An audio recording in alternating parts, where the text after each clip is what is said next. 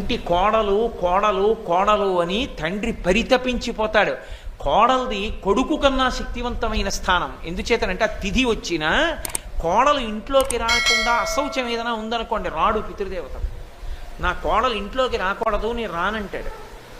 ఆమెకి స్నానం అయిన తర్వాత వస్తారు పితృదేవతలు. తద్దినం వాయిదా పడిపోతుంది. ఆమెకి శౌచం వచ్చిన రోజున తద్దినం పెడతారు.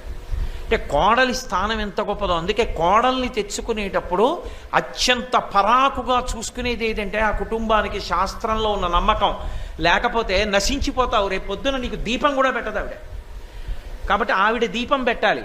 దీపం పెడితే ఈయన శ్రాద్ధకర్మ చేసి ఎంతో భక్తితో వాళ్ళకి వడ్డించి వాళ్ళ తండ్రి గారి గురించి మాట్లాడుకుని పొంగిపోయి అప్పుడు ఈయన పితృశేషం బ్రాహ్మణులు తినగా మిగిలిన పదార్థాన్ని తిని అగ్నిహోత్రముఖంగా గవ్యము అంటారు. కవ్యం అంటారు, హవ్య కవ్యములు అంటారు. హవ్యం అంటే దేవతలకు ఎడుతుంది,